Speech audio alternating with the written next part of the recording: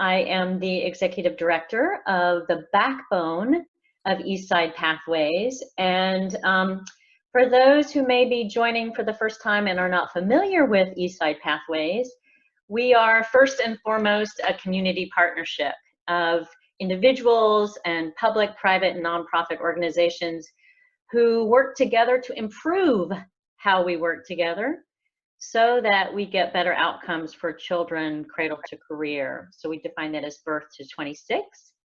In this crisis time period, we, the backbone, who serve as the staff of that partnership, our role has been always to convene and facilitate that partnership, and we have been able to pivot and be able to do the convening and facilitating of our broader community during this crisis so that we're better able to connect, so that we're better able to work with each other, so that we can better provide the supports and services needed in our community. As we get started here, I want to introduce the rest of the backbone team who are helping facilitate today. So first, and I'm going to ask the team to wave. First, I want to introduce Kalika Curry, who is one of our community impact managers, who will be facilitating today. Next is Sandy Nathan, also a community impact manager, a facilitator on our team.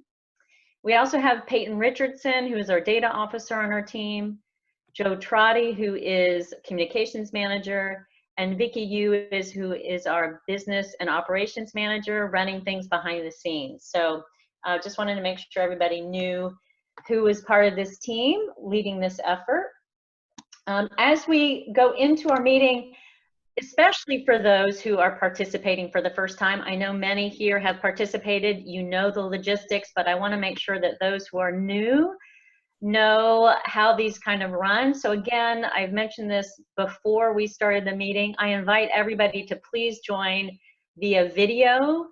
Much of this work, especially as we're in shelter in place, is about making connections, and it's a lot easier to make those connections when we can see each other, see your faces. It makes a big difference. So if you're able to do that, I invite you to do that.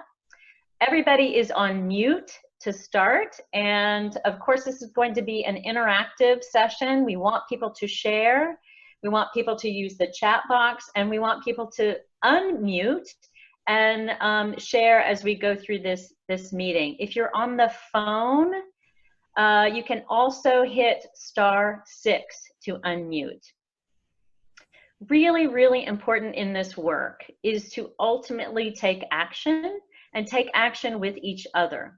And in order to do that, we know that you're going to need the information that comes from this convening. So this is going to be recorded and it's shared. We're going to be doing some breakout groups at the end of this that'll also be recorded and shared. There'll also be a summary of the chat box, which gets to be really active and full. That summary will be shared. But we know we're going to miss some things that are important for you. So make sure that you have a notepad and paper. It's really important for you to take the notes that are essential for you. Take note of people with whom you need to connect with so that you can take action. Thanks, Joe, for going back on the slides. I appreciate it. The chat box, really, really important. If you haven't found the chat box yet, if you move your cursor, there's a little video coming up here that shows where you can find the icon to click to get to the chat that'll open it up. I want to invite everybody to do that, and if you haven't done so already, please type in your name, the organization or community or neighborhood with whom you're associated, and your email address. As I mentioned, making these connections is what is really, really important.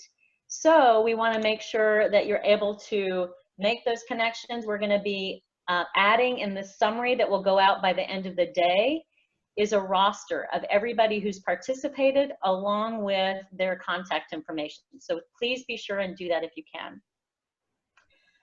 All right, moving along. Next slide. Oh, sorry. Thank you, Joe. One other thing, if you don't want to be included in that roster, please make sure you direct message Joe Trotty and let him know that you want to opt out of that.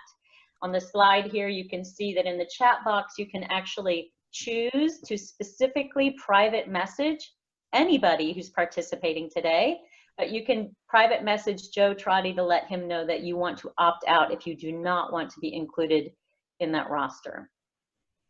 So next slide. As I mentioned, really, really key in this work, in order for us to be better at working with one another, in order for us to be better at working with the community that we're serving, relationships are at the center of that. We need to feel comfortable with each other. We need to be able to lean in on those relationships when the work gets hard, because it does get hard. And so what we're going to do right now is we're actually, via the beauty of Zoom, we're going to go into smaller breakout sessions and do what we call gracious space. And gracious space is our opportunity to help build those connections, help invite everybody's voice, including those that are not actually on this convening, to be present in our work so that we're mindful of that. So you're about to be transported into breakout sessions, and the question that you'll be discussing in smaller groups for 10 minutes is, how are you building nourishing relationships? So Vicki, I'm going to ask you if you're able to get us into those smaller breakout groups, and then we'll be back. So stay with us.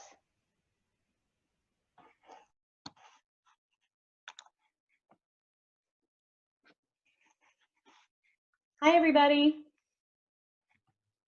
I think everybody landed here on mute. If you're, maybe you have joined in a little bit later. This is the general entry. So I'm going to ask you to unmute yourselves if you can. And we're just going to do a quick whip around and have people introduce themselves, just your name. And then we'll go into talking about how are you building and nourishing relationships. So anybody can start. Name first. Just introduce yourself. I'm Scott Mullett from Jubilee Reach. Hi, Scott. Welcome. Hi, I'm Angie Hinojos Yusuf from Centro Cultural Mexicano. Hi, Angie. Welcome. Thank you.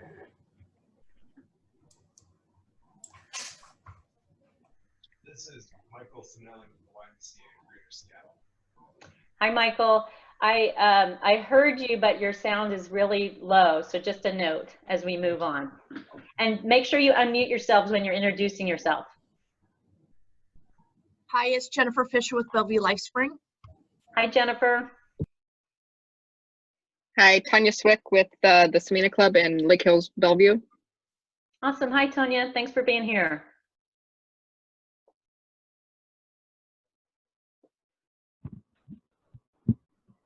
This is Narima Amin with Global Social Business Partners. Narima, I barely heard you. I heard you introduce yourself, but I just also wanted to note that your sound is really low as well. Marcy, I see you. I think you've been trying to introduce yourself. Yeah, actually, I was trying to unmute. I finally figured it out. I'm Marcy McReynolds, Bellevue Conflict Resolution Center, also City of Bellevue, which is within the City of Bellevue Neighborhood Services. Awesome. Welcome. Mm-hmm. Let's see, Melissa, I think you might be joining us. Bartoletti with the City of Kirkland. There you go. Hi, Melissa. Welcome. And Marlene, did we get you? You might be trying to unmute. Just a quick note, if you hit your space bar and hold it, you can actually unmute that way. Okay. I'm Marlene with Pantry Packs. We're part of the Lake Washington School District Weekend Backpack Program. Excellent. Welcome, Marlene. Okay, did we get everybody? I think we did. Okay, the question, how are you building and nourishing relationships in your work? And this is an open sharing.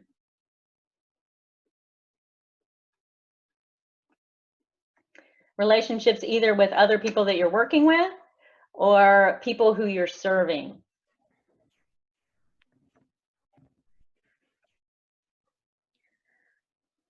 At the City of Kirkland, we have a committee there's a staff member from each department that's in this wellness committee.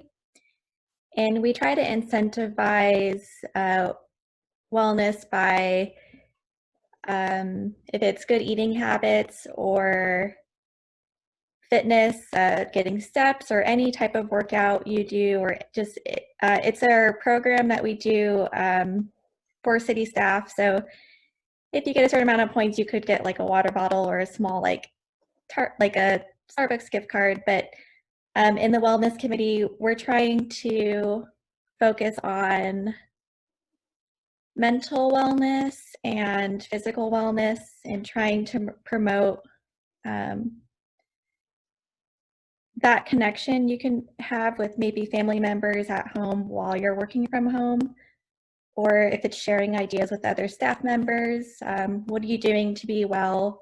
Is it reading? Are there recipes you can share? Just building that, I guess, dialogue. That's awesome. Thanks, Melissa. So really that support for each other within the city and city staff. So I know we have a few folks that are joining here. If you've just joined and you didn't have an opportunity to introduce yourself, I want to invite you to unmute and introduce yourself. You've actually landed in a small group about gracious space. And the question is, how are you building and nourishing relationships? So ponder that. If you haven't introduced yourself, please unmute and introduce yourself. Hi, my name is Amber Hisataki. I'm the Assistant Director with Lake Washington Institute of Technology in the Workforce Department. And I deal with recruitment and outreach and our Employment Resource Center. I would say for my response, what was that? How am I working? How are you nourishing, building and nourishing relationships in this challenging time? So for most of our entire college, we're doing a bunch of different things. So we'll, in addition to all the regular like work meetings that we have, we'll do fun things like Spirit Week. Last week we did a different day because we're seeing each other on Zoom. On my specific team, we did something where we do a remote buddy check-in. So instead of email or texting or anything like that, it's actual 10-15 minutes you take out of your time just to call, not to talk about work, just to check in with your colleagues and make sure they're doing good.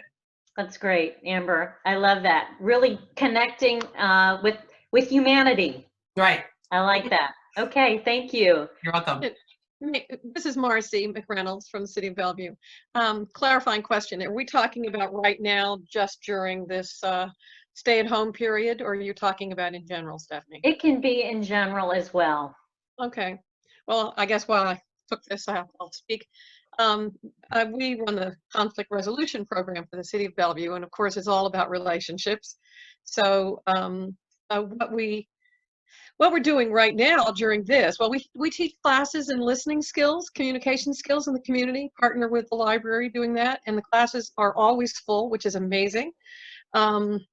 And right now we're working at going online with those classes.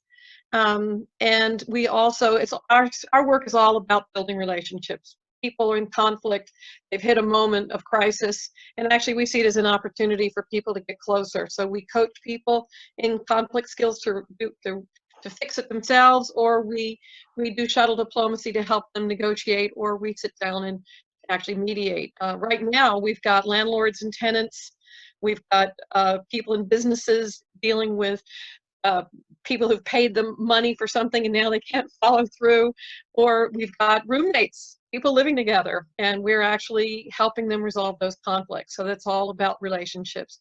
In terms of our team, every Friday, well, during this virus, every Friday we meet online after work hours and have happy hour in our own little places. That's awesome. Thanks, Marcy. I appreciate it. Yeah. Happy hours are key these days, it seems like. So I know we have everybody's coming back from their small groups. So hopefully you had the opportunity to at least see who else is in a small group who's part of these this session today. I think we have a few folks joining back. I think, okay, we have everybody back. So welcome back. Stephanie, in our group, I couldn't get Mandy and Helen's voice in because they were having trouble with audio. So I'd request them to add their responses to the gracious space to the chat so we don't miss their voice. Excellent. Thank you, Sandy. So welcome back, everybody. The question that you were discussing was, how are you building and nourishing relationships? Because they're so key always, and in particular in a time of crisis. So I want to invite a couple of people either to put in chat, to please add your responses because it's valuable for everybody. But if there are a couple of people, just popcorn style, 2 or 3 thoughts about how you're building and nourishing relationships so the broader group can share in that, that'd be great. So I invite anybody to unmute. I'd like to mention for Centro Cultural Mexicano, we are a community-based cultural center. So what we are doing, because a lot of our work is focused around events, getting people together, making connections, and we've been, during this time we can't do that, we're switching to an online podcast, internet radio.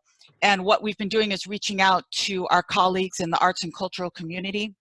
We'll be bringing different podcasts with interviews and performances, and trying to make it a more virtual connection, and also provide some support for the arts and cultural community. Everything we do is bilingual, English and Spanish, and we're also using our platform to talk about COVID-19 as well as Census 2020. That's awesome. Thank you, Angie. I also just want to mention for anybody who is on the phone, if you unmute, please offer your name just so people get a sense of who's speaking. So a couple more. Thank you, Angie. Stephanie, we had Lindsay share something really interesting in our group about going back to basics. So being present and actively listening and letting folks lean in and leaning in on relationships. I also heard very fun Zoom social parties, game nights, and singing songs together and celebrating birthdays in creative ways. That's great. Thanks, Sandy. 1 or 2 more, please. Can you guys hear me? Because it does look like I'm unmuted. You are. We can hear you, Mandy. Okay. So I didn't share in the smaller group, but basically I've been doing a lot of Zoom things. I'm part of the Seattle Women's Course. We had to cancel all season because of COVID-19. But we meet on Tuesday nights and we chat with each other. And the artistic director ends up bringing on like singers, and like we got to meet Artemisia, if anyone's heard of them, last week. So they're a trio. They're kind of making themselves really known. So anyway, yeah, everything online, pretty much. Yeah. Thanks, Mandy. I appreciate it.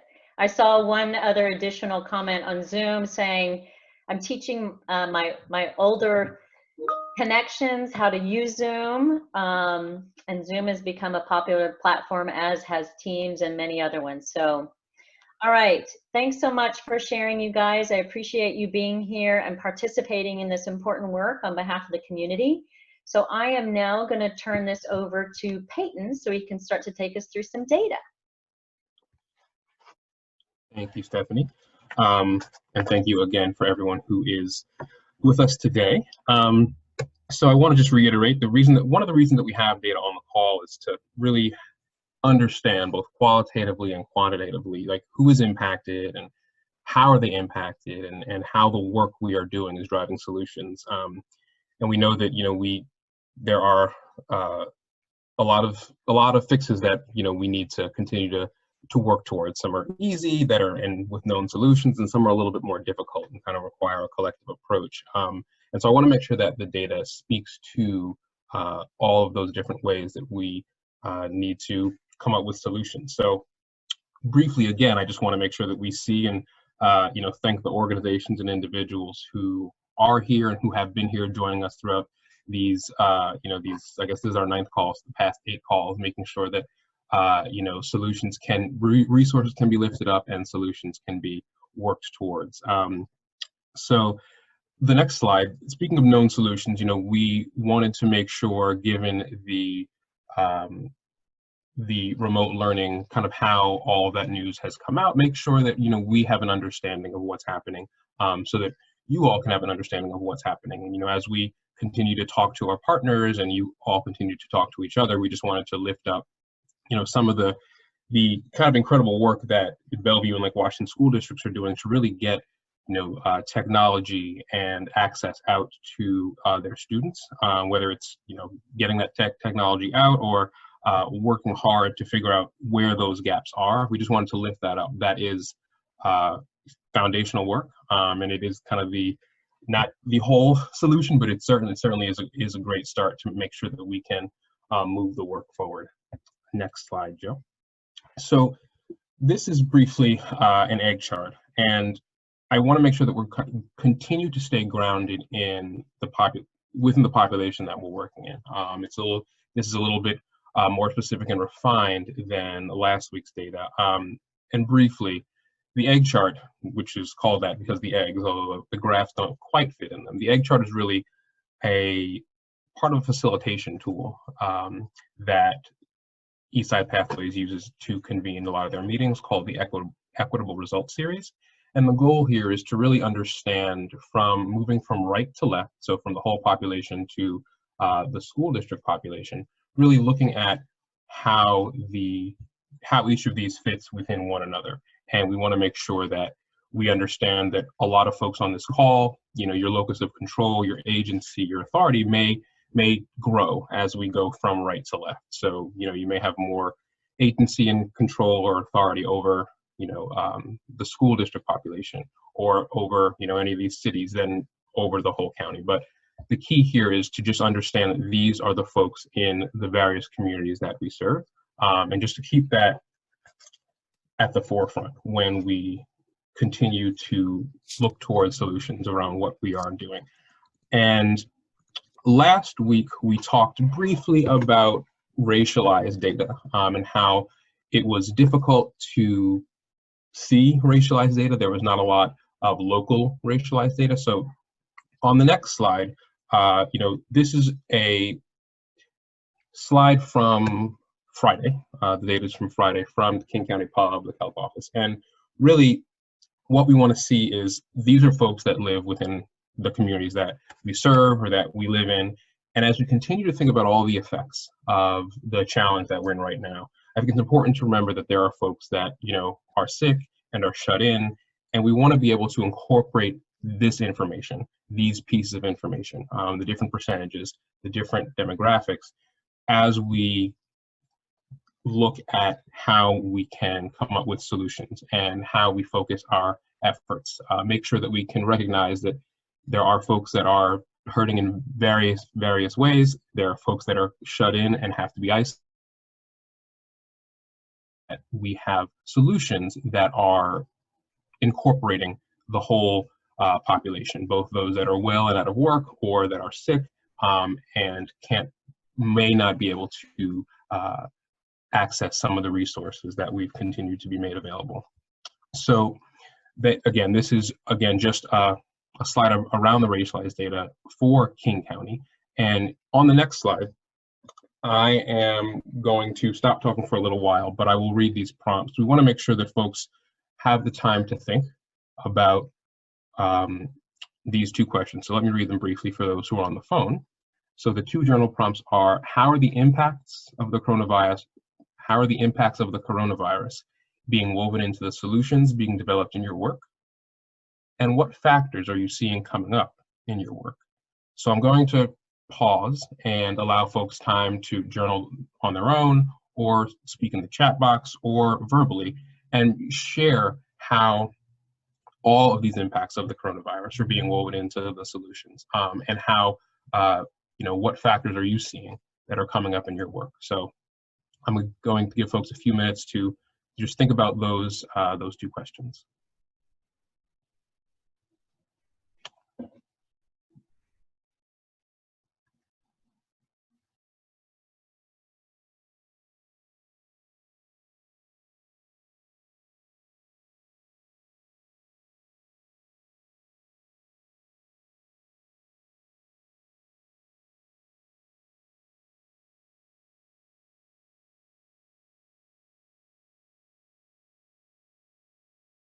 I will invite any folks to share that would like to. Hello, this is Angie Hinojos from Centro Cultural Mexicano. I just wanted to say with some of the article about percentages in our communities being affected by COVID, I think that what we have known a long time in our communities is that there's a disparity between access to information, healthcare, and that affects outcomes. And so I think it's a bit of a wake-up call maybe for some people, but for our communities, it's something that we have known for a long time. So in the work that we with community, we see more than ever, and we always take it as a responsibility, see more than ever the need for bilingual information, accurate information, and timely information, and information that way that our community can accept it, because we have distrust, and to be very frank, and the message needs to be delivered by people who are trusted. And so I hope that something that the wider community can take of the necessity for some of the smaller organizations that work directly with the people that are the trusted one can deliver the message in an effective way. Angie, some of that was a little garbled. I think I did catch the general gist. So thank you for sharing just about how we need to make sure that there are more bilingual services, and please type in the chat if I'm summarizing it correctly, but that there needs to be outreach that is equitable, because a lot of these are pre-existing issues that we see, and that this challenge, this crisis, this public health pandemic is making things more inequitable, but yes, they were already inequitable to begin with. So this is not, we weren't starting from kind of an even deck. Thank you for that. And I will invite anyone else to share there. I see a few questions from Colleen that she's heard that there are more more women dying of COVID-19 in Washington than men. I did not include gender data in this. I will take it upon myself to look at that and send it out to the group. I can't speak of what whether that's true or not, but there is data on that. I just don't know it off the top of my head.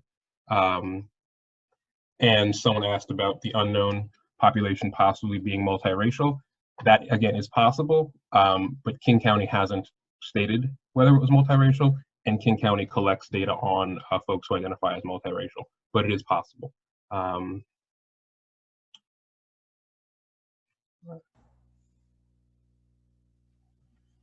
Okay. Is it okay to go ahead with their comment? Okay. This is Marjorie. I'm the coordinator for the parent-child program at Kindering. And this didn't make it into the remote learning chart, but all of Kindering's therapeutic services and educational services have continued remotely. Our staff have been doing really creative things, including remote activities for classrooms, as well as teleintervention for all of our different therapies for children 0 to 3. In my program and in our families in transition services, which are for families that have experienced homelessness or other significant transitions, there are a lot of concerns with families not having technology, with the equity issues, and we've been keeping in touch with families any way that they have possible, whether that's old-fashioned phones, text, email, and then for families who have it, doing virtual kinds of visits. Kindering also has been looking into getting technology for our families, but many of those programs are K through 12, but we found some things that may help early learners with getting technology solutions. And so I just wanted to mention that because I don't know if everybody realizes that all of the Kindering services are continuing. We're taking new clients if people still need to refer children with concerns about their development. That's still all going on. And we're just being, like everybody, as creative and trying new things so that we can reach families while they are sheltering at home, but they can keep getting our support. Thank you for that. That's incredibly helpful. I know that we've spoken with some folks at Kindring, and this is really, really great information. Thank you very much. You're welcome. This is Amy Falcone from the City of Kirkland. One of the things that the city is quite aware of is that the impacts of the coronavirus disproportionately impact particular populations that we haven't, that are difficult for us to reach. For example, seniors who may not be more connected, who may not be connected to our website and email and social media.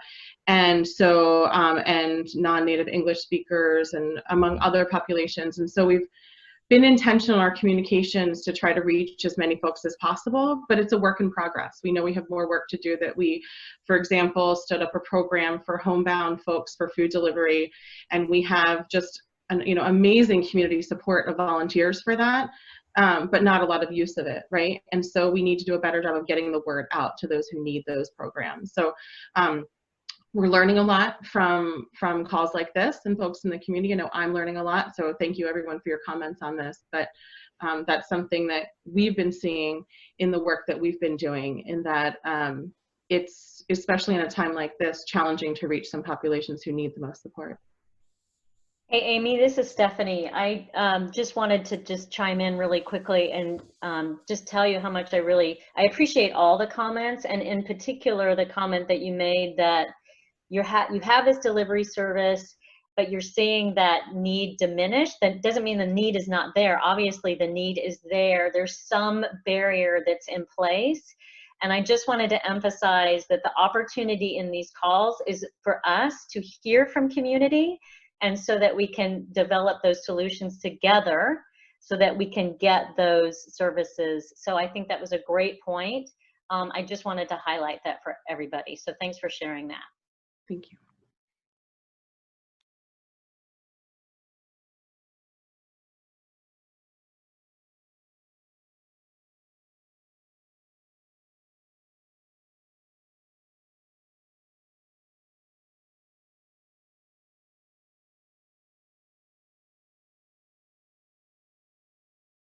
Hi, Go ahead. Go ahead. No, I Sorry. was just going to say I'm reading the chat, so everyone go ahead.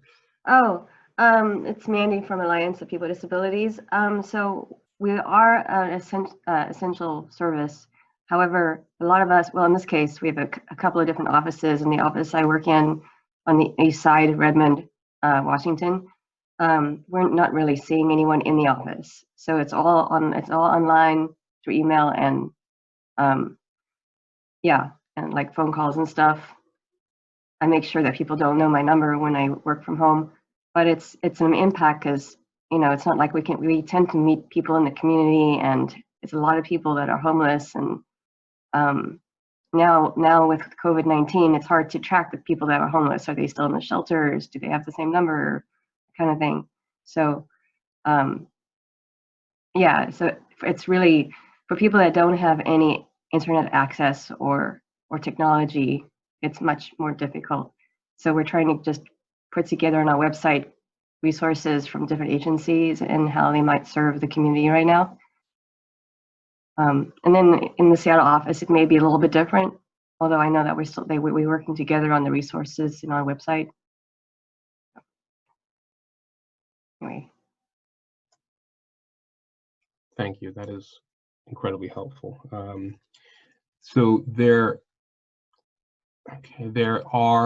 we have a couple minutes left, and I again really want to thank everyone for jumping in and chiming in. I know that it is difficult, and I know that we there was a question about that got covered. All right, I just want to make sure that all of the chat here has been covered, and I just want to again thank folks for kind of this rich conversation. I think one thing that I do hear that I heard in the gracious space and that I heard just now was that we will get to cover is the social, emotional, and mental toll of all that's going on, whether it's just the irritability of isolation or staff that are working all the time to make sure that the community and their care is okay, and we also want to make sure that the staff that are doing that care are also okay.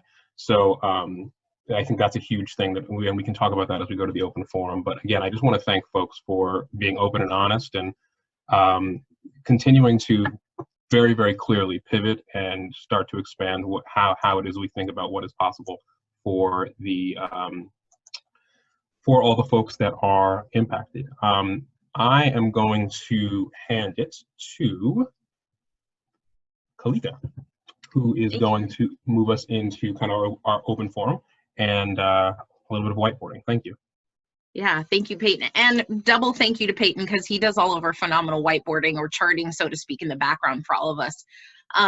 I think I really appreciate hearing the transition and the conversations here. As Peyton mentioned, we're going into several weeks of this body of work, and it's been really amazing to see all the work that's been happening in the community. While we also recognize, as shared earlier, that there are populations that weren't being served before this crisis happened, and that seems to be compounded. And a really big value that we hold in Eastside Pathways in the work we do is thinking about how do we identify those focus populations and stay focused on them and really start to understand the factors that are contributing to those folks not being served to the best of our abilities. So I really hope that some of the thinking we just generated together really helps us continue to stay focused on people that are still not being served, whether it's specifically around these coronavirus response tactics or just in general, how are we supporting our community holistically? Carrying the conversations from our last meeting, wanting to give those back to folks as a reminder, or for folks who are new to these calls to see some of the topics that have been really lifted up in our calls. So we know that remote learning for many of our school districts. I do want to say hello to North Shore. Thank you for joining us. I'm happy to have you at the table with us here. We are seeing that remote learning is going to be shifting from like suggested to recommended, or to required, excuse me. We know that things are going to start to be graded, and there's lots of amazing efforts being happening in all of our school districts to make sure that the students have the technology, Wi-Fi, and computers that they need to do this work. And so we love seeing data being captured on that, but we also know, as people are mentioning on these calls, what about those focus populations, and being really thoughtful about that. So continue to pull that thread through. So not only what am I doing, but who am I looking to serve, and what are the barriers or the intersectionality. So when I heard earlier around, we know seniors and then technology. So how are we being strategic in our strategies? So the topics here are, again, remote learning. We know that's an urgent issue here as this transition time is coming.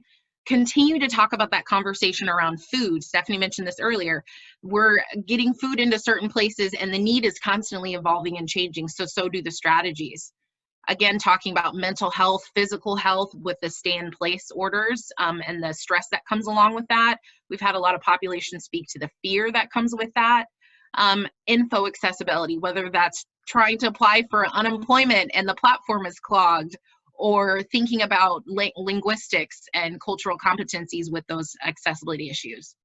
So we've got about 15 minutes here, and I really want to encourage folks when they're sharing out, not only what are you doing, but lift up some of those challenges, or maybe lift up the populations that you're serving or not serving, so we can really leverage the power of this group to help make sure that everybody in our community is being served.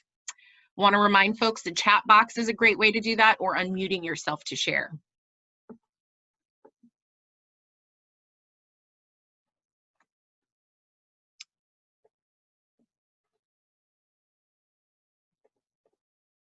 Any updates from folks as it relates to remote learning?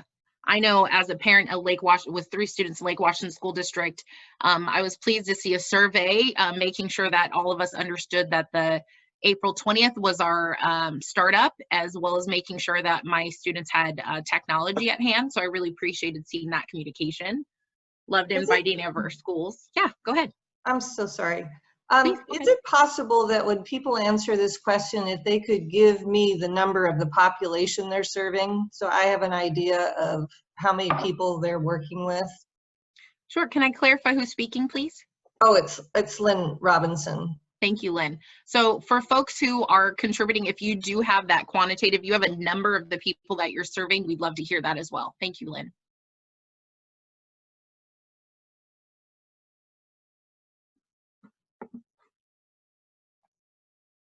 see North Shore School District. I saw you in the chat here. Love to hear an update from you on how things are going.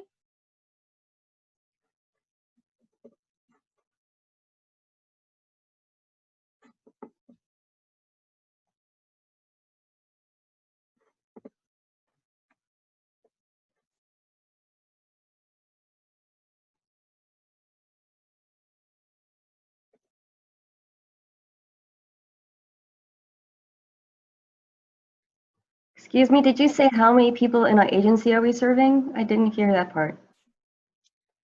I was hearing that when folks are sharing, it would be helpful to hear specific numbers on the populations you're serving. On each of the populations, like nationality or like in my case, disability? If you have that data, that'd be great to hear. I know on the last call, I heard someone speak to working specifically with students with learning disabilities to ensure that they had computers at home. So yeah, that'd be a great example. Thank you. Kalika, this is Heather from Bellevue Y. In terms of remote learning, well, we have our specific site in Bellevue. We are serving anywhere between 8 to 15 children at a time because for the childcare, and that includes from ages 3 years old all the way to 12 years old. There's more parents that are asking, as they're learning about the service, if we can assist with the e-learning or give the students time. So it's adjusting to setting aside that time with what we've already planned for the students, and knowing that is a request and our staff are not necessarily equipped to be tutors.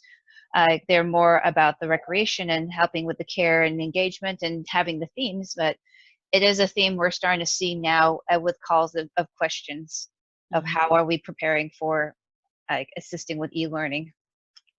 Thank you, Heather. I really appreciate you naming how you guys are kind of flexing out of the value proposition that you're known for in this community to meet the needs of the folks that you're supporting.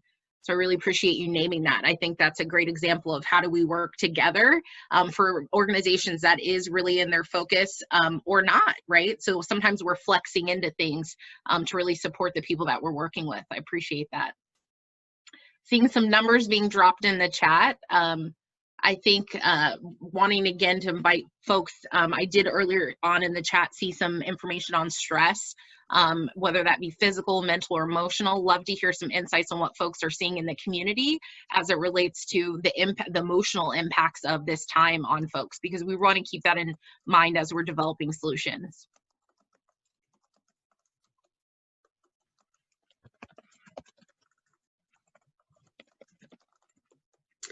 Hi there, this is Helen from the CISC. And I think as a social service agency, we serve in King County about 8,000 clients per year. So you name it, we're dealing with all the different interconnected issues because we work with families from 0 to 100. And so I was just pointing out that in the chat that it's really, one of our frontline workers said we're busier than ever. We're getting calls from out of state. We're having inquiries, and it's really speaking to the need of reaching people that have limited access due to language or limited internet access, and how to translate that information, get our team that maybe were in different roles to leverage that, and then getting to meetings like this to be able to share that information. So we are at capacity, but we know that we have a lot more to serve. So I just think that leveraging these partnerships and really, you know, if you want to outreach to us and let us know how you can support communities, we, you know, our community, we are more than happy to work together. Thank you, Helen. I really appreciated you naming we're serving from 0 to 100. That's been an interesting thing we've been thinking about as a team is if we were to do a heat map by age, what would these programs and services look like? What would be the age demographics that were left out?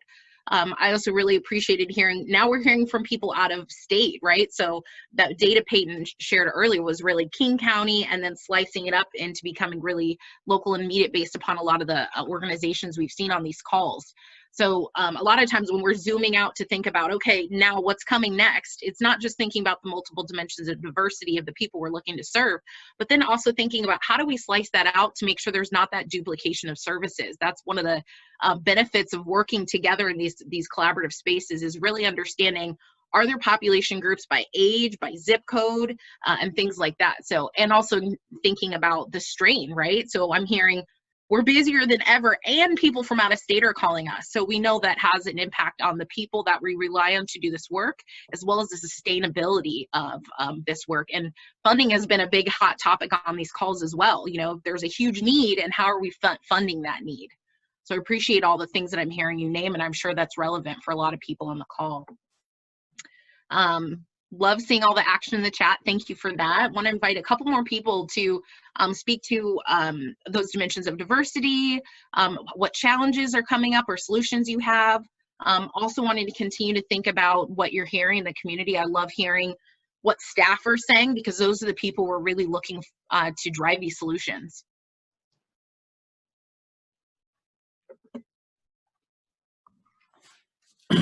Good morning, Kalika. This is Paul Wally from Friends of Youth.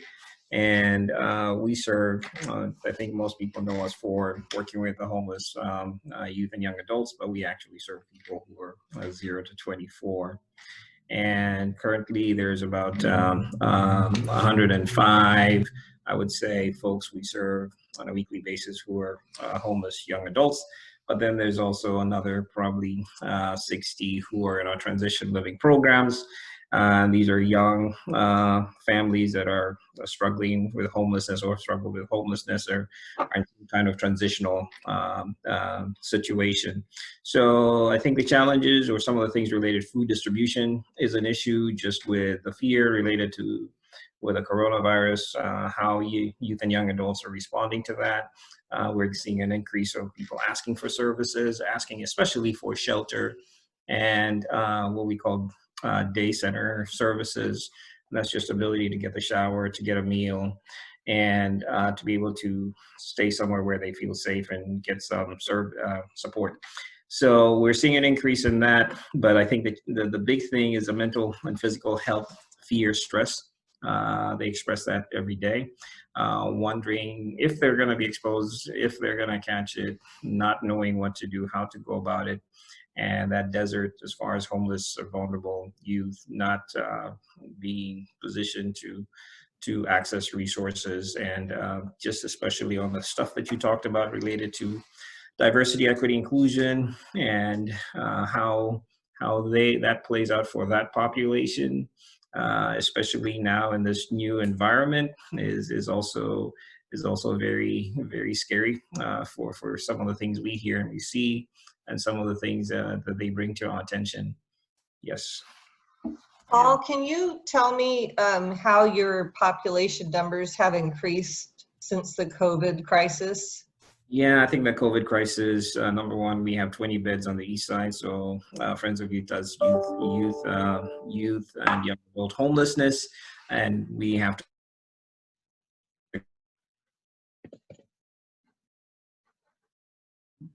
May I make a comment? This is Carlos Jimenez, Secretary Director for the Centro Cultural Mexicano up in Redmond. After you done, Paul. Somebody. Okay. Thanks, Carlos. We'll get right back to you once Paul finishes. That's fine. Thank you. Okay. So we have 20 social distancing. We've had to 15 beds. The average people were showing.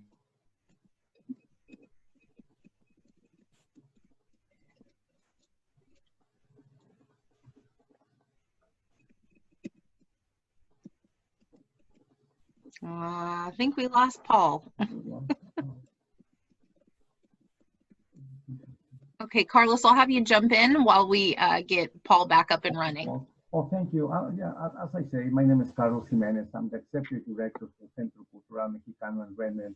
But I'm just going to stress what I express in every meeting that I attend, from Olympia to King County to the city, that some of our disadvantaged communities, speaking on specifically on the Latino community, have been totally neglect in the east side. I'm gonna say 100% throughout the years.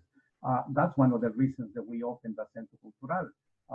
We are a trusted, I'm gonna say, institutional agency now, even though we are not that old. We've been there for about 40 months, but the amount of requests from our own community, the non-English speakers, community that are in an uncomfortable situation when it comes to immigration status. And also, we have seen in the area of East King County the increasing numbers of homelessness when it comes to youth and adults, and also our senior citizens when it comes to our community have been totally forgotten and neglected. I've been stressing this over and over and time. We don't have all the data that is required because we get calls and visits from people that need services all the way from Monroe to, I'm gonna say, to Everett, to Mercer Island, Kirkland, Bellevue, just about everywhere, for the fact that we are the only Mexican cultural center with a physical space in the whole East King County. And I'd like to add one thing. This is Angie Hinojo from Centro Cultural Mexicano. I'm the director. We also get a lot of undocumented workers coming in with nowhere else to go. And through word of mouth, it's become clear that, so that is part of why, just to clarify Carlos's statement, that is why we get a lot of people from all over the whole region, is they know that if they come to Redmond, they can walk in and they can get information that they need, or they can get, that we can help them with their concerns. And they don't have a place where they can walk in and feel comfortable. And for undocumented workers especially, it's a really precarious situation right now. There aren't a lot of resources for them. And right now, to emphasize this, the need for start filing for those unemployment claims, it's starting to be really chaotic. It's way too many phone calls. I've been putting myself on public, and it's calls from 6 o'clock in the morning until 10 or 11 o'clock at night. We're referring some of these calls to some bigger agencies such as El Centro de la Raza or Casa Latina, for food, to Uplink, to Catholic Community Services. You know, we send some referrals all over King County. That's what we can do. What makes our community feel comfortable with us is we speak the perfect language to their level. If it's a college educated individual, we know how to talk to them. Myself, I'm a former.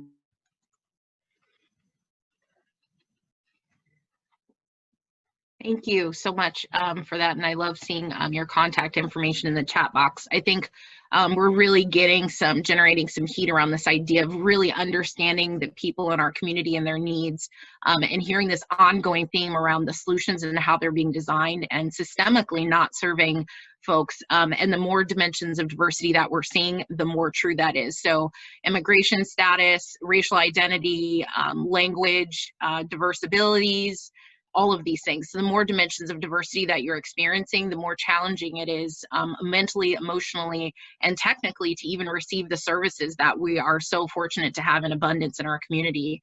We have just a few more minutes, and I see in the chat here that Alma wanted to jump in and share a few thoughts. Paul, I know we lost you there. If you didn't see already, please do drop the rest of your information if you can in that chat box, and we will have some more time in breakout, but I want to make sure we move along and have enough time to do that deeper work in breakout. Alma. That was me? Yeah. Yeah. Well, I'm just going to share, we have Grupo Promotores working in the community right now. We have a group of, we are like 13 promotores. We're meeting on the weekly basis. It's been challenging to get around technology and how we can outreach the other community, because it's a very personal communication between us. And these promotores, they have their own network, so they can outreach other people. So that is kind of not predictable for me to say a complete number, because each promoter have their own network where they can outreach and extend the information of the services that we try to connect the community with. And how we're doing it is through the phone calls right now, and try to manage how to get a community into this type of communication of virtual meetings. And yeah, that's pretty much where we try to do right now with the community, you know, like to do so many of the families, because they cannot go out of the house, they cannot communicate. It's been very difficult to get to those services. And what we try to do, especially with food and with the basic needs, you know, the basic stuff, the schools are not open, and it's for them, it's been totally changing game, you know. So that's what we try to do right now. Contact, take those families to the services by phone calls or by one-on-one outreach, and that's pretty much what I'm gonna share right now.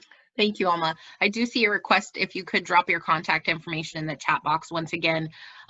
So I am going to move us on into our breakout sessions. I do want to summarize a couple things that I've heard here, and also lift up some racial equity strategies. First and foremost, I think a lot of folks have talked about how they're flexing out of their normal value proposition or normal line of business to really serve the people that they're in relationship with. As Stephanie said, we know that relationships are key to doing this work, especially in crisis. So when we're thinking about putting people first, as a human being, how are we living through this experience and leveraging the relationships that we have? I'm also hearing some themes around, there's organizations like the Cultural Center here in Redmond, shout out, downtown Redmond, as well as groups like NISO that have those existing relationships, whether that be at a human level or even at a business level, that they're already in contact with those populations that we weren't before. Hearing Paul talk about, you know, we've already established this value in the community that these youth who are experiencing homelessness are looking for us to serve, and that number is growing, but there's also a capacity issue if we only have 20 beds. So I want us to continue to think about and really take advantage of this time. I appreciate everybody requesting contact information. Think about who's doing what and who's doing it well, and how can you support them or collaborate with them versus generating and building new things and duplicating services. How do we continue to share information with each other, both qualitative and quantitative, the numbers and the stories, so that we're not leaving these big gaps in our community? Where are homeless youth? Who are serving them? And who's supporting the organization serving them as well? I think that's the power of these groups. That's the power of our calls, and that's the purpose that Eastside Pathways looks to hold in our community. So as we move into our breakout sessions, I want us to continue to hold all this information and energy that we built on this call and think about, how are we partnering with families and youth? We did get some data last week from you all, and we're excited to give that back to you. And we kind of took a different spin on each of them. It'll take just a moment to get those slides back up, but at the end, if you were able to stay on with us, we know these calls are a little bit longer, but there's a lot of rich work happening. So if you weren't able to participate in that poll, we did a poll last week because we wanted to get quick baseline, do a test on how is community engagement showing up in the work in the organizations in our area. We use a tool called the community engagement spectrum, and on one side is it's informing and consulting. So when folks gave examples of, we're using our website, we're sending text messages, we're sending out postcards, that's informing people of the resources that you have to offer. On the other end of the spectrum, we're hearing organizations say we're hosting calls and we're having conversations about how do we work together to address the issues in our community, which also looks like empowering people, right? So a lot of times we know, I have teenagers at home, they don't want me to do everything for them. They want to be empowered. They want to feel like they have some control and they're contributing to things. And we know that's also a part of acknowledging the power of our community. So we did a quick snapshot poll with you all last week. The two questions was, what is the extent at which that we are working with our youth? And then the other question was around, how committed are we working with families? So those are two different values, right? One of them is, how far are we taking this value? And the other one is it a value, and how much of is it a value? And we wanted to take a different snapshot. So this first slide here is really focusing again on that youth population. So we asked there are 33 folks who were able to participate in this poll. So just going to give you a moment to really look at this and think about how involved, to what extent are youth being involved in developing these strategies? And we know that there's a lot of organizations that have built that into their practices prior to this, but again, in crisis,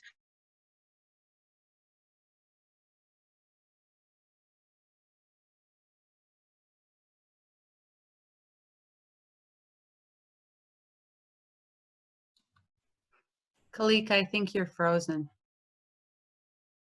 being informed. Yeah, I heard someone. You froze for a second, Kalika. Right after you said "in crisis," and then you dropped off. That's not a good place to stop. Thank you, No, Peyton. I was just saying, in crisis, our brains want to go back to the technical. What do I know? What's going to work? But then once we're able to really recenter ourselves, we can push ourselves to think about how do we work with youth? How do we work with those families? So a lot of the folks in here said, right, at this point in time in our line of work, we just really need to keep those youth informed. We also know that a lot of businesses have a value for not only informing, but also empowering and collaborating with youth to develop those solutions. So we want to hear from those youth. Thank you for those computers. Thank you for the hotspot and the Wi-Fi so I can do my work. And I need some support in some other areas, and let's work together on that. So that's kind of that stretch goal. I'm going to move us on to the next slide. And this is where we shifted our thinking a little bit, again, about if we have a value for collaboration, if we have a value for community engagement, as it relates to families, we asked you, how committed are you during this time to partnering with families to help develop these solutions? And you can kind of see the arc here is a little bit smoother across. I'm not Peyton, so I don't have fancy language for talking about data, but chime in here, Peyton, when you want to. But you can kind of just see it's kind of equally spread across here, saying everybody's at different places across the spectrum from, you know what, right now we're just really keeping these folks informed to the best of our abilities, because we've heard in this call there are challenges in how do we inform them? If I don't have Wi-Fi, an email's not going to work. If I can only give it to you in English and that's not, you're not proficient in English, that's a challenge. So we know it's not that one is better than the other, it's just what's more appropriate for each situation. And then really going deep into that and thinking about, okay, if informing them is the right strategy right now, how can I tweak that informing strategy like an email to make sure it's reaching all of the people that I'm hoping for it to reach? So I'm going to take a moment and let folks look at this.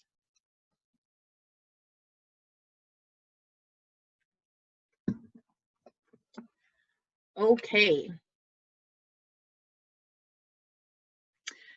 Going to move us on to the next slide. Thank you. So we're going to have a good 20 minutes in breakout. You will have a facilitated breakout session. I want to shout out to Kathy and Tom, who are both board members of ours, as well as amazing community leaders. They're going to be joining us as guest facilitators for our breakout sessions. Giving you back this tool again, we really love it because it helps us think about if something's really technical, how do we land in that inform and consult zone versus if it's really adaptive, like we don't know we don't know why it's not working, we need another perspective really to be able to solve for it. That's where collaboration is key. And so giving this work back to you to think about in the work that you're doing right now, we hear that there's strong commitment on these calls to get the resources that you're best at serving the community.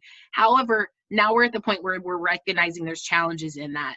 We're recognizing that the disproportionate impacts of this that were happening before COVID are still alive and well during these times. And it's going to take collaboration and empowerment to be able to solve for them. So magically, Vicki, our team member here, is going to be moving us into breakout sessions with your facilitators. And our question here is, how are youth and families being included in developing and executing solutions? And I want to emphasize, it's not just in developing them, but executing them. How are you empowering them?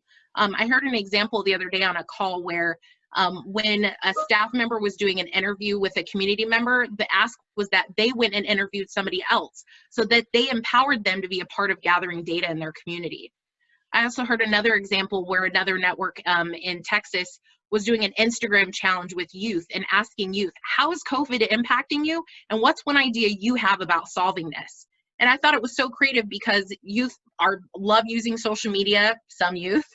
And then we also know that it allows them to safely, from home, be able to provide input on what's going on and get their perspective. So I just love those ideas. And I want for us to continue to use this time to think about how do we include their voice in not only understanding what's happening, developing the solutions, but also executing them. Because as Carlos and Alma both said, there are populations that are afraid. There are populations where you really have to have that shared understanding, that cultural competency, as well as understanding the challenges those communities are serving in order to really serve them. So I'm going to stop there, and we're going to move into breakout sessions, and we'll see you back in 20 minutes. Jake, I'm the director of the Garage. We're a teen center for high school students, and we serve the Issaquah School District, but we're open. Great. Thanks, Kaylee. Welcome. Hi, I'm Helena Stevens with the City of Bellevue. Yep, that's about it. Thanks, Helena. I'll go next. Villette Nolan with Imagine Housing. Hi, Were there Villette. any other facts you wanted? I'm sorry. Nope, that's it just for right now. Then we'll get into the discussion about our question. And Liliana, I see you're on as well. Are you able to unmute? Yeah, hi, I'm sorry. I'm working, so I am kind of just listening, not participating that much today. But yeah, I am from Padres Unidos por la Educación in Redmond High School, and also for Sistema Escolar USA. And I'm sorry, I got lost. I didn't know if you asked something else. No, that was it for now, but we are gonna just jump right into our question, which is really an extension a little bit of what we started last Thursday. And what Kalika was just talking about, which is how are youth and families being included in developing and ultimately creating and executing the solutions in your particular areas of work.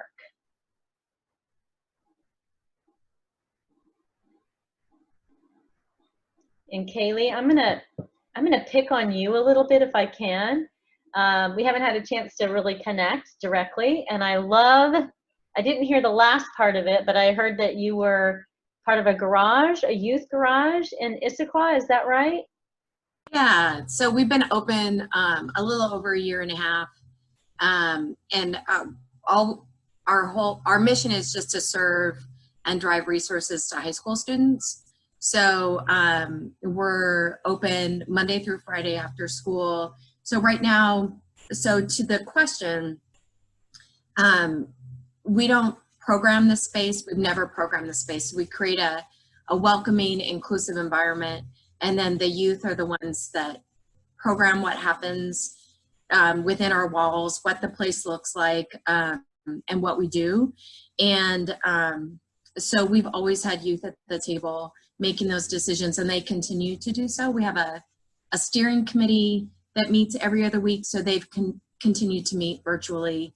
And so a lot of what they've been doing is creating policies and procedures and some programming, but really it's the students that are in the space every day that create it. So right now, we have virtual hangouts for 2 hours a day.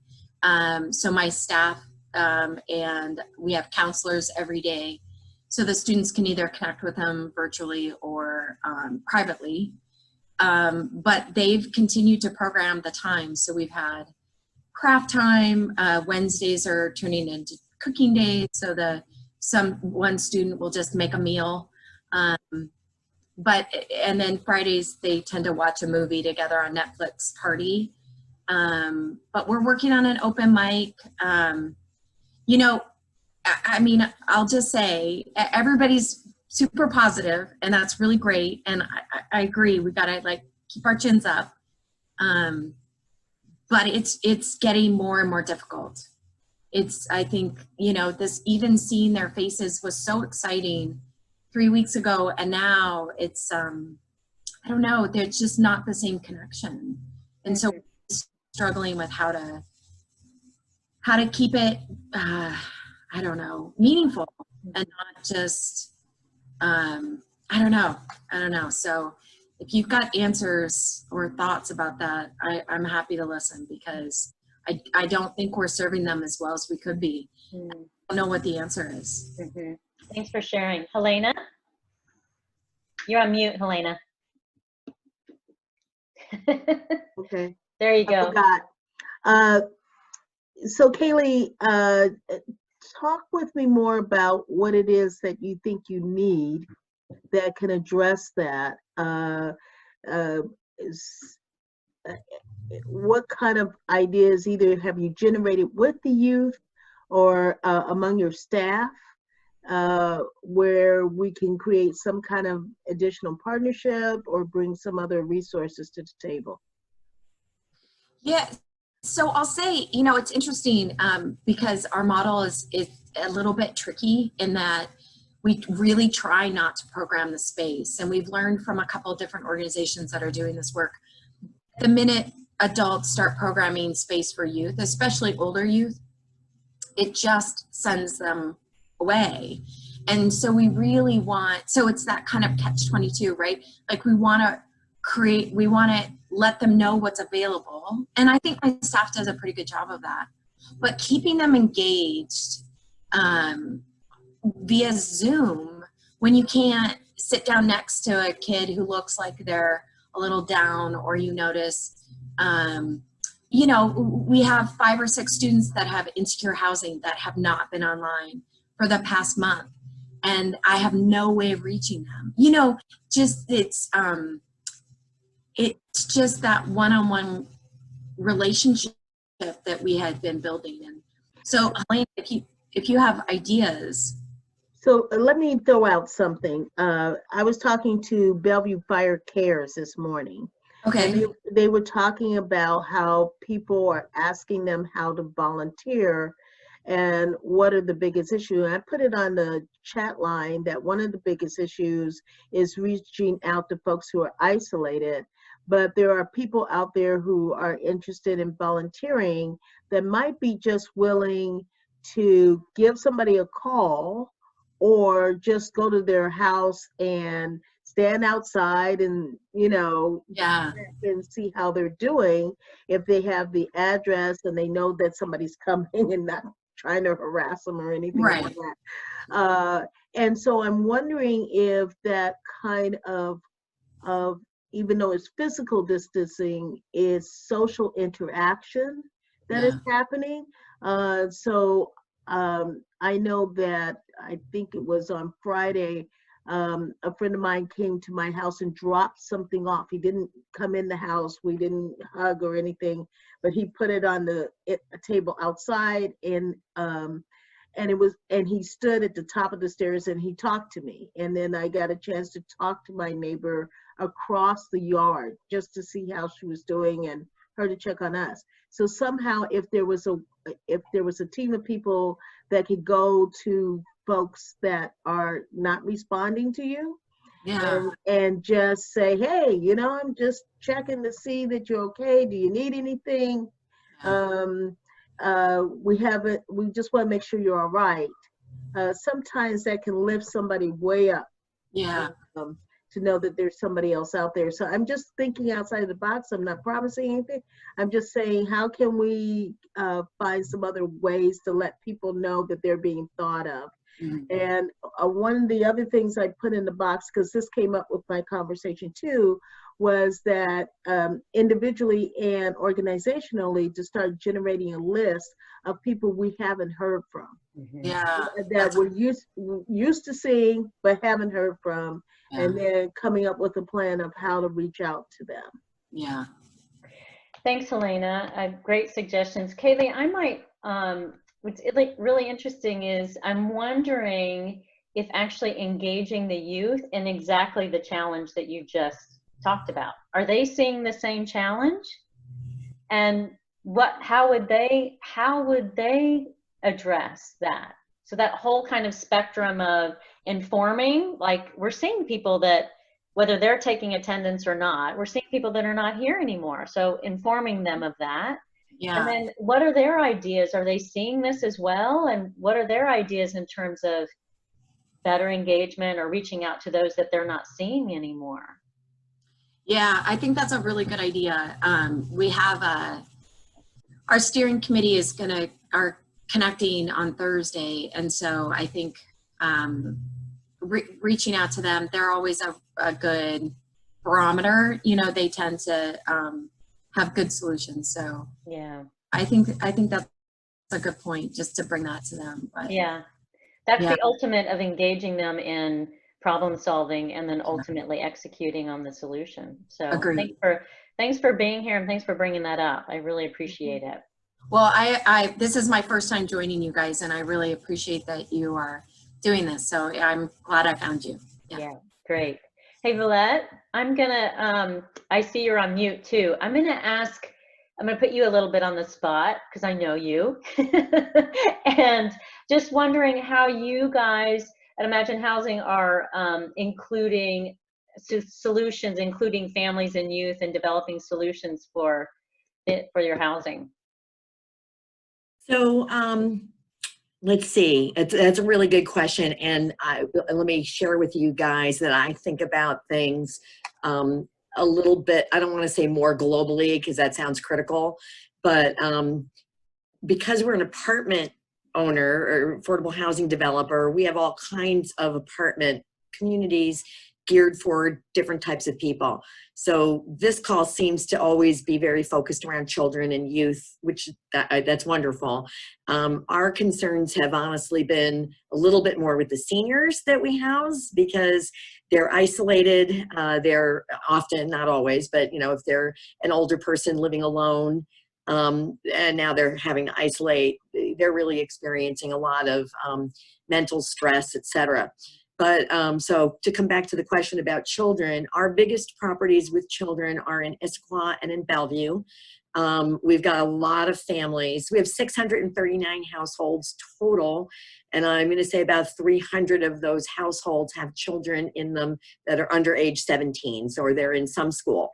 So they're either in the Lake Washington School District, Bellevue, or Issaquah school districts. We've been partnering really closely with all of the school districts for the meal deliverable programs, that, you know, any of the anything that the schools are offering, we're taking advantage of it. We've also been taking advantage of any restaurants. Oops, I've got to go fast here. We're going to close out in 120 seconds.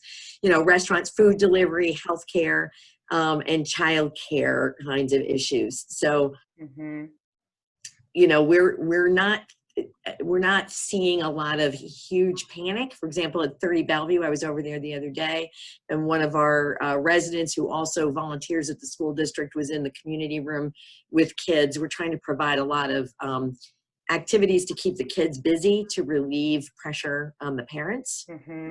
So I'm going to stop because we've only got 90 seconds left. Yeah, thank you for adding that. I did want to just share, I saw, and Helena, I don't know if it was you that, I know you just mentioned them, but Bellevue Cares, I was not familiar with them before, really reaching out to those folks who are quote unquote kind of shut in, right? The elderly.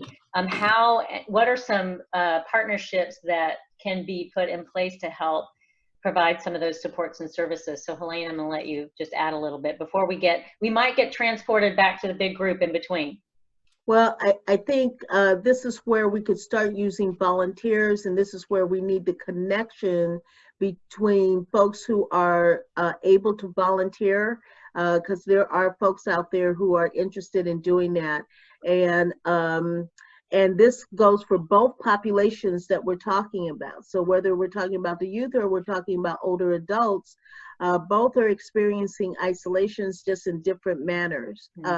And so if there's a way that we could partner, I don't know if it's with the chambers or if there's an entity that is just collecting volunteer information, because what we're talking about doing is something that would not take a great deal of training to do in order to have somebody make a phone call and check out on somebody or to so. Yeah. So it's that story that is getting the connections going more and more for us. Yeah. Yeah.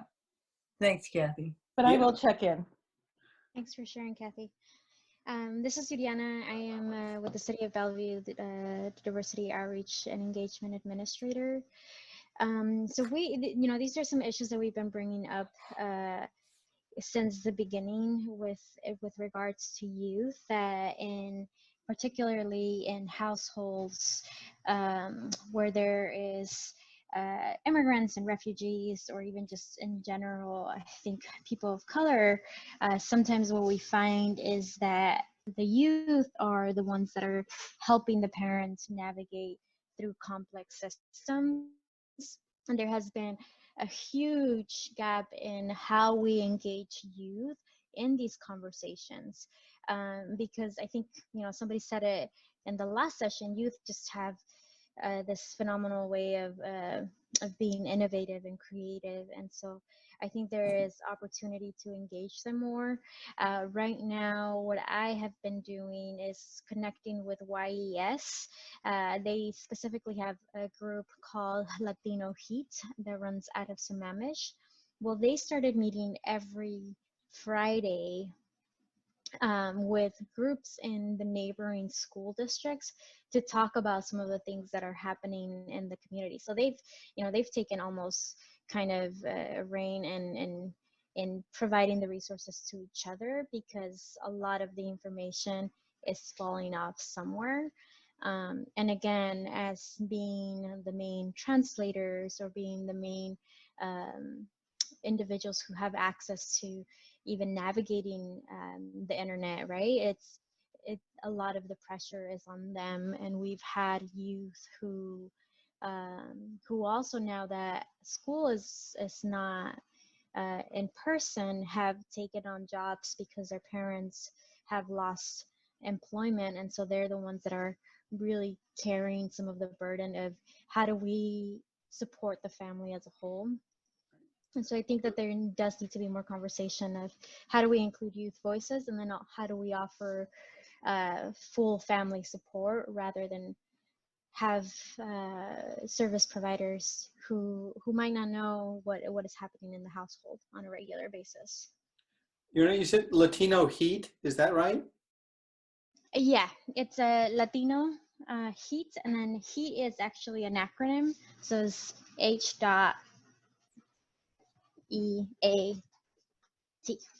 Okay, all right.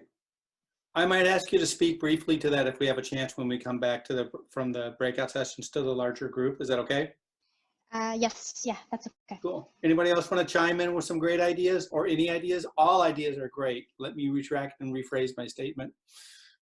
Hi, Joe. This is Colleen Lang from United Way, King County. We have some reprogram the work of some AmeriCorps members and also recruited volunteers. So we have 200 people doing phone banking and contacting hundreds of families every day, asking them what their needs are, doing a survey, but also connecting them to existing benefits and supports.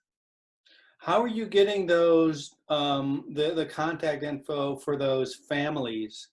I believe, and I am not involved directly, so this is just me reading between the lines of what I've been reading in email updates from my colleagues. I believe that we are working with our grantees and reaching out to their existing clients. Okay, okay. Cool. Anyone else? And if you are speaking, make sure that you are off mute. I would reiterate that, you know, having that phone bank or whatever call sheets you can get, whether it be within your own organization, community, however, that personal phone call is opening up a lot of doors for communications and where the needs are. And, you know, we have like 3,000 families we're calling down to Westminster, and some of these people are new to the area and they're like, you actually are reaching out to me and finding out what's going on with me. And some of them have some very big needs and they would not reach out for the help otherwise. So any of that phone, I know it's a huge task and I don't know that we can get every single phone number on the East Side, but it's huge to have that personal call. Mm-hmm. And is there a mechanism for them to follow up? Do you know? If we find a need, I know that if we find a need, we are working really hard to connect people with resources, because, you know, Westminster doesn't have all the resources, but we do a lot of connecting with what is the need, what is going on, and how do you need support to help? Are you getting food delivered to you? We have a lot of people in retirement homes. Are you getting, is your family in the state, or are you alone? Things like that. Okay.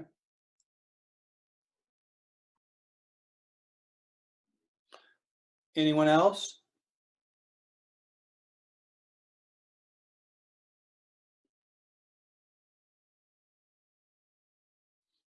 So where, Kathy, where did you say that the kids and families are sharing their photos at? Primarily Snapchat and Instagram. But if you do it through your organization, you can actually put a slideshow that can grab if they post to your organization, and then that's really encouraging to the community at large. That's great. Looks like we've got about a minute and a half left.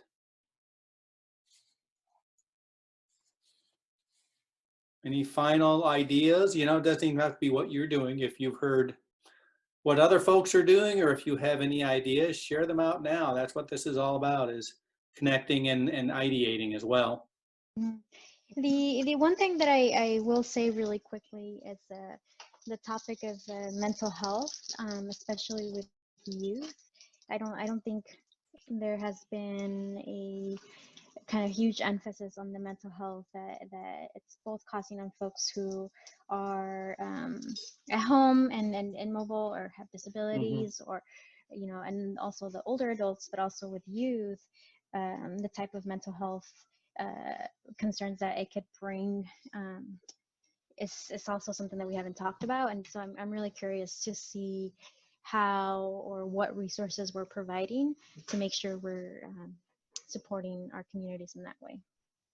Yeah, it keeps getting brought up, and even more and more in just conversations outside of these particular calls as well. I noticed that it's starting to really have a big build as far as awareness around the challenges and the needs, and how to go about addressing. It's going to grow. I know of a teenager who got scared being outside for 30 minutes when it's a colleague of mine. Are youth and families being included that, in ways that in your work, in your organization, or other solutions that might lead to more youth and family inclusion?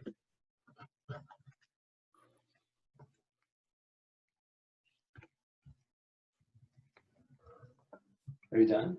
So in the city of Kirkland, we have a really great youth council that I think that, pardon this, my toddler here is fussy. He just had to come in from playing outside.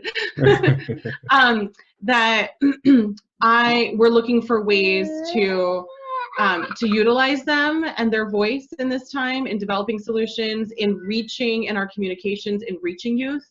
And really, one of the things that we're concerned about is really reaching youth with the message that there are resources available, and to reduce the stigma associated with, for example, behavioral health resources.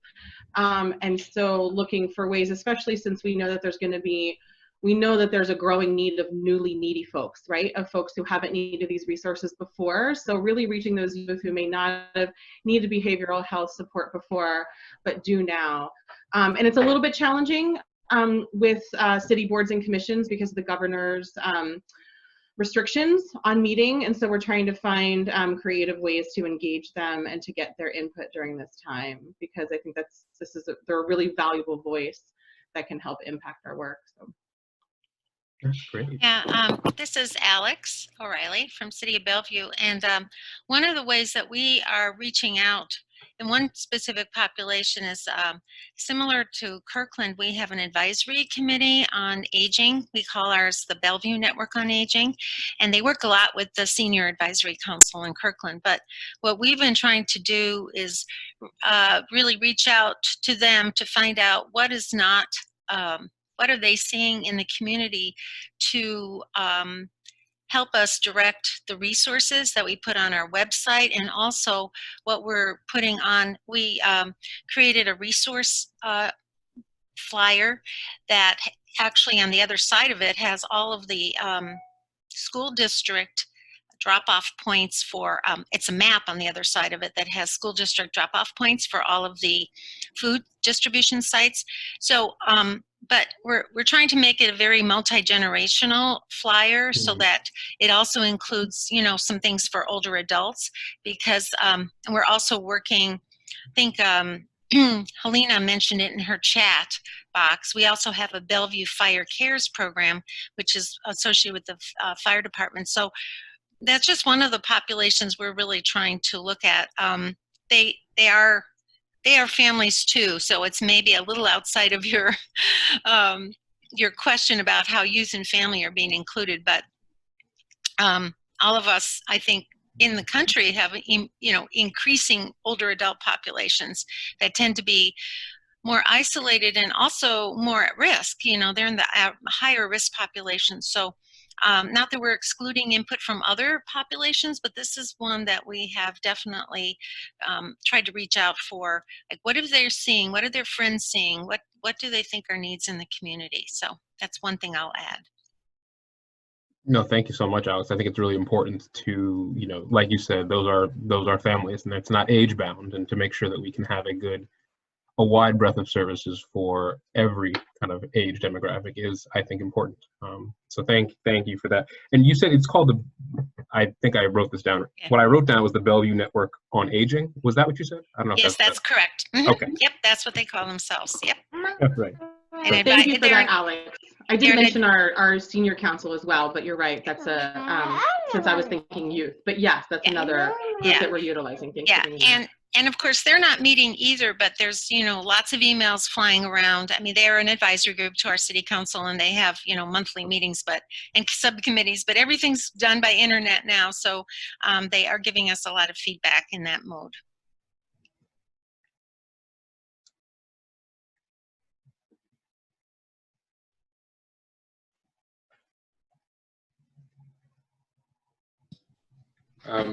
Hello. Hey, Nick.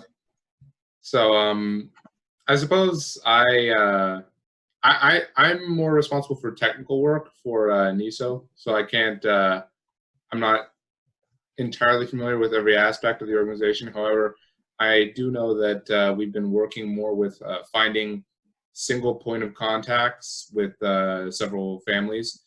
I guess we found it most effective to kind of funnel information through kind of interpersonal contacts, and that way we can reach as many people as possible by kind of developing a network that kind of gets information through a fairly reliable grapevine, as opposed to just information coming from all sources. Thank you for that. So that the ability to really know that the information is going to spread, and kind of increasing the efficiency of both making that information available to the families, but also for NISO and for the promotore, so they know that they can go to 3 or 4 people, and that's going to continue that spread within the network of the community. I think that's really helpful, and, you know, obviously allowing the community to disseminate the information, and making sure that they are a part of that work is huge. Thank you. So I want to make sure that everyone does get to speak. I see Michael, Narima, and then someone on the phone who I'm not sure who that is, but. Yeah, I can go. So with our work, I think it's. And Michael, sorry, where do you work? Just want to make sure. Yeah, sorry, YMCA of Greater Seattle, specifically our Hunger Initiatives program. Mm-hmm. So I think specifically for us, it's pretty straightforward of meal sites. But I think one of the areas that we're so traditionally we've always operated child nutrition programs, but one of the areas that I think, you know, we're moving from technical, you know, just to try and get more involvement with that, is identifying those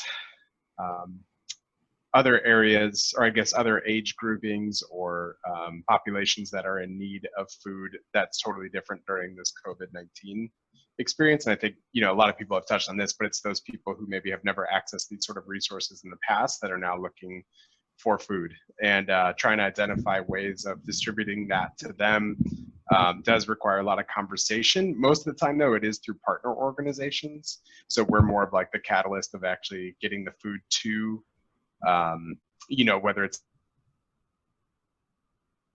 or Imagine Housing or just a couple of other nonprofit or government entities that are, you know, have found this need through their feedback and their experience, and they're, you know, giving that back to us and trying to figure out a way to coordinate those efforts together based off of that feedback. So we don't have a ton of, you know, direct contact with participants in our programming, if it's not exactly, you know, why programming, or I should say why sites, really. So a lot of times it's more conversations with those other partner organizations. But I think, yeah, we've just been hearing a lot of feedback from folks, folks who have never accessed this before that are now looking to kind of access this. So it has helped us to sort of think a little bit more outside the box on what that could look like in that process. And so you said, when you said you're hearing from folks, are these directly from, like, I know you said you're working with a lot of partner organizations, and when you say that you're hearing from folks, are these partner organizations, or are these like youth and families themselves who are saying that they have accessed and that there's a continued need within their community? Is that true? Yeah, so it'd be youth and families themselves. I think, again, you know, that feedback is coming from those partner organizations, but they're very in tune with their youth and families. You know, a lot of it, because a lot of our feeding programs right now are happening within housing complexes. So I think, you know, the staff that are on site there are usually really good at knowing what their residents are looking for, and, you know, then sort of seeing what the Y can do to help with that. So yeah, I would say that those types of organizations are really, especially so specifically on the east side, you know, looking at Imagine Housing, the staff that they have at their sites are really in touch with their families and youth, to the point where, you know, they can provide feedback on each individual site and say, these are, you know, this tends to work well here, this doesn't work well there, and just understanding their families is something we've noticed from that.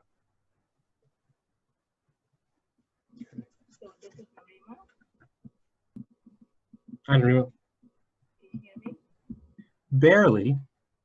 If you could, it's not too clear. It's a little faint. So I found it on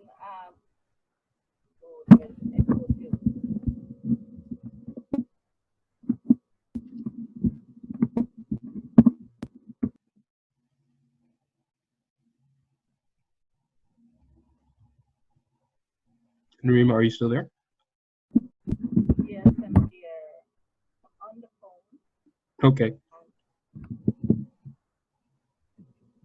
So I founded a nonprofit called Global Social Business Partners, and it's focused on youth engagement to solve issues in the community, especially relevant now to the COVID time. And we actually are leaning into creating an online platform that's tied to a homestead model, where we're working to engage the communities, and we want to partner with different organizations to reach the families and the youth to learn to the basics of growing food, to cooking, the whole health and nutrition aspect, and beyond that, to create a food system cohort incubator program to engage them, to the young people to come up with ideas to solve the issue. So we're looking for partnerships, and we'd like to take that to the next level. Again, in terms of food GSPPR, through GSPPS, we're a food system and entrepreneurship incubator. Our mission is to foster entrepreneurship and social participation to solve the issues in the community. And we're in line with the UN SDGs that they were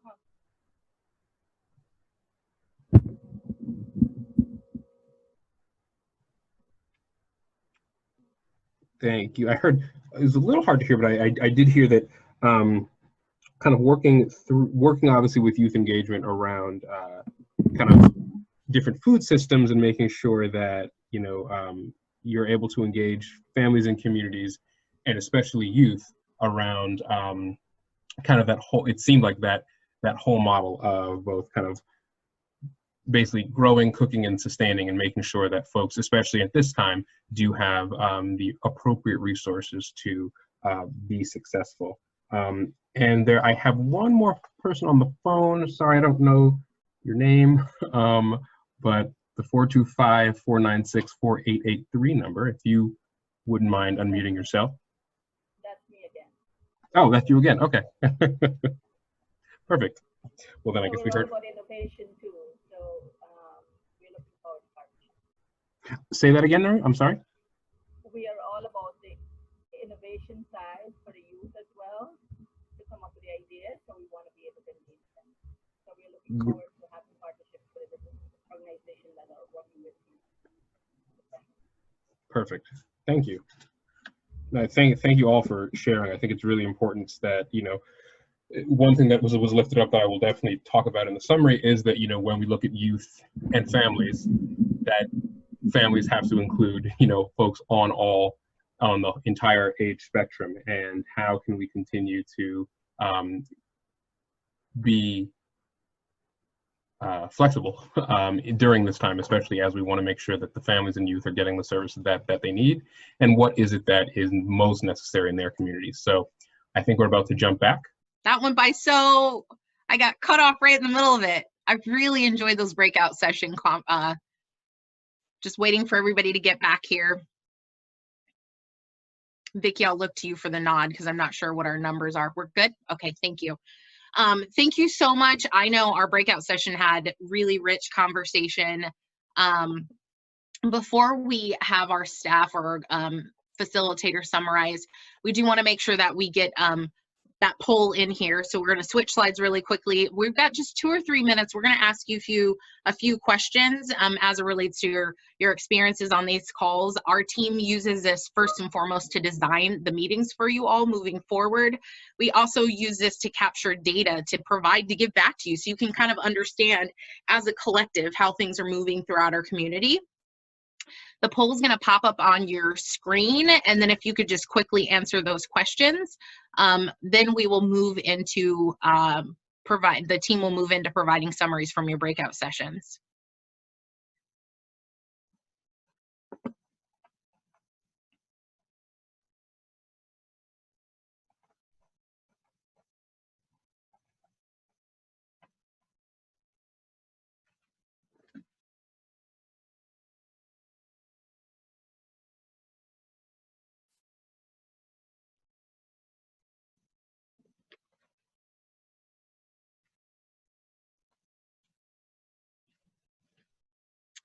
Thank you. We're starting to see some of those results come in.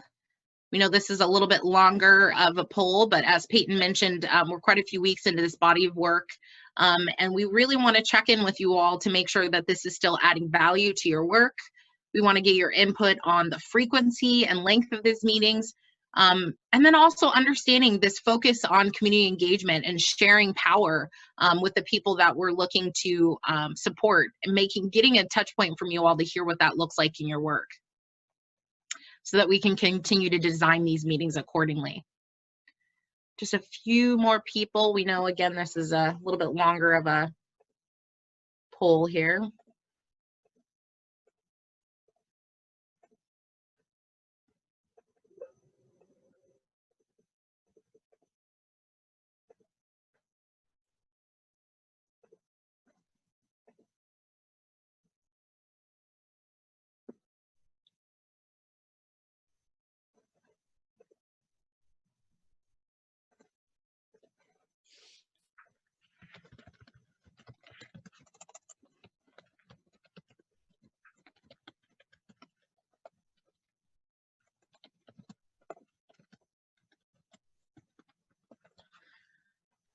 Okay, I'm going to move us to the next slide. I know we just have a few more people, 5 in fact, that need to complete the poll here, but wanting to invite all of our facilitators, one, to say thank you for jumping in.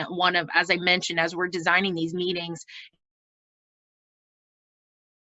the breakout sessions and the value they add, being able to have that thought partnership, talking to people you don't normally get to connect with, nourishing relationships, building new relationships, as well as sharing ideas around what we can do differently to move our work forward. Also getting some deeper thought partnership on where those gaps are and what are the experiences our community is having. So I would like to invite Kathy to share the summary from her breakout session and just a few talking points so we can get everybody in here. You bet. So Marjorie for Kindering indicated that she's doing a lot of calls with families asking what they want and how they want to be communicated in. Marlene from Pantry Packs feels like they're doing a good job involving their volunteers and how they want to be involved.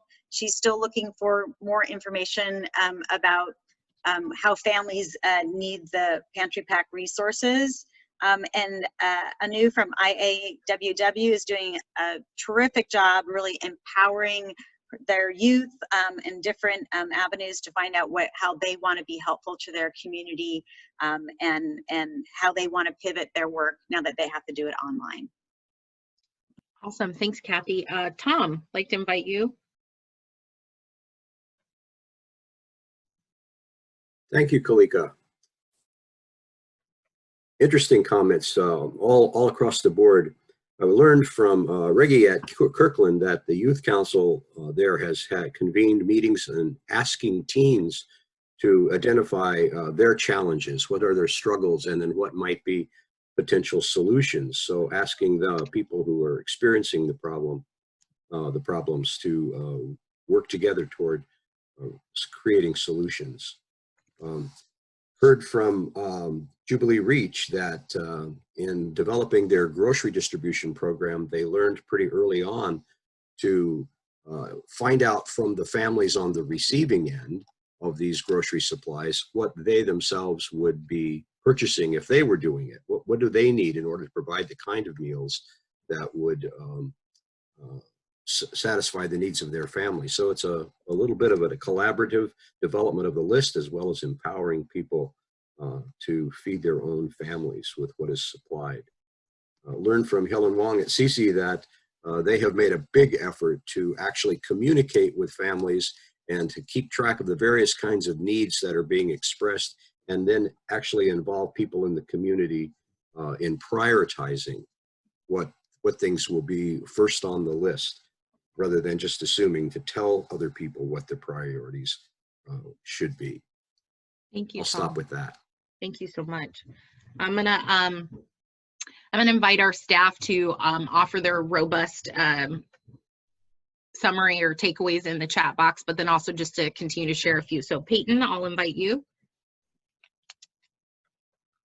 Thank you, Kalika. I will briefly share a few. I know that we talked, both Kirkland and Bellevue have senior councils and youth councils. Bellevue has the network, the Bellevue Network on Aging, and one thing that we did lift up was that we want to make sure that these solutions are created with a wide range of folks in mind. Obviously, some of the older population have been really directly affected, so making sure that that messaging can be appropriate, and whether they're virtual meetings or flyers can have all the necessary information to keep all those populations informed. We talked with global local business partners about engaging the youth and to innovate and to think differently around all of the challenges that they may face.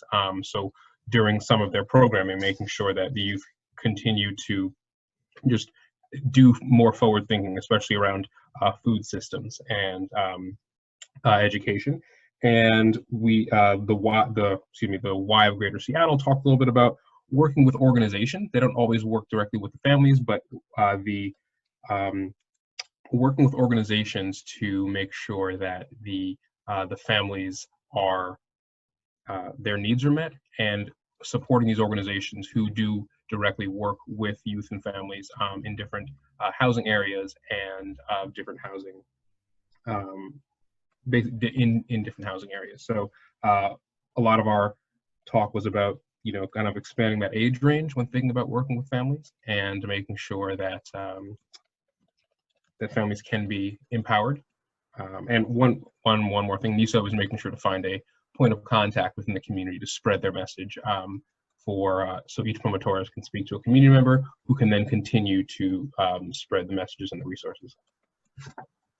Peyton, I'm going to invite Sandy to jump in here. was just busy typing into the chat box. I had a cozy, small, diverse group of stakeholders.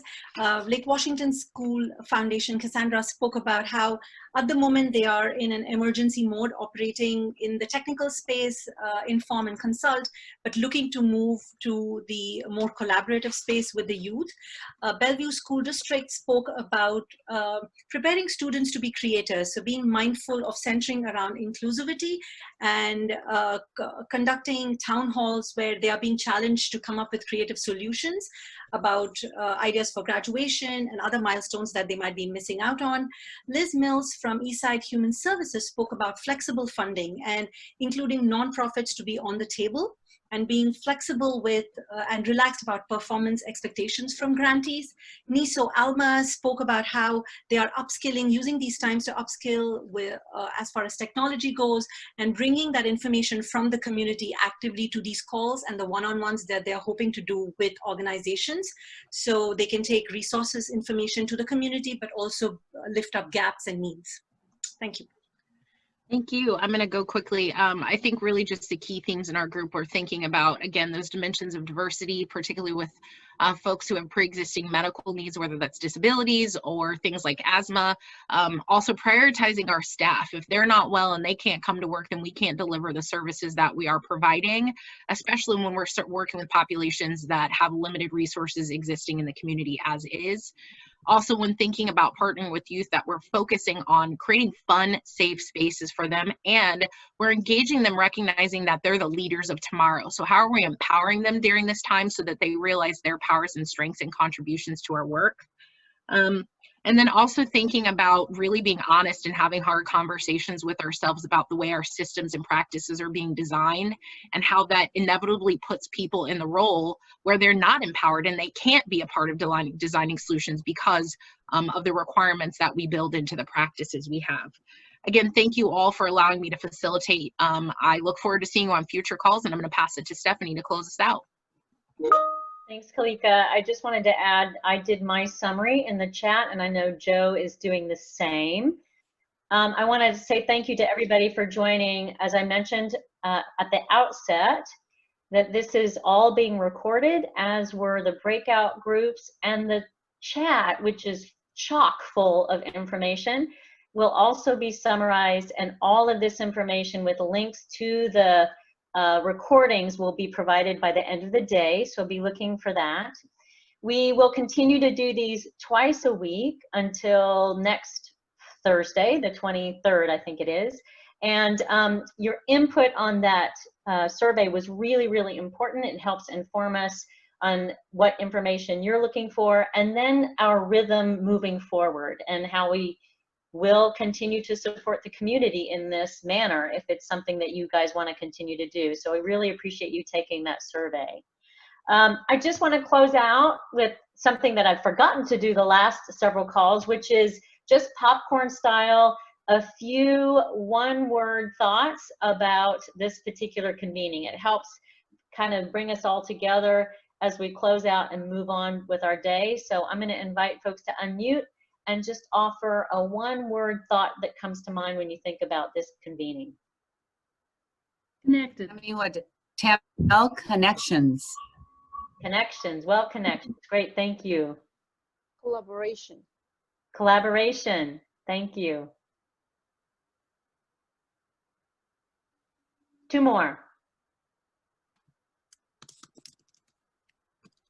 Adaptability. Love it. Adaptability. Thank you. One more to close us out. Creativity. Thank you. Creativity. All right, everybody. Thank you again for joining. We'll be back on Thursday at 10 a.m. This is drop-in, so feel free to pass this along to others that you work with and those with whom you serve. And we'll see you Thursday. Until then, be well. Bye-bye.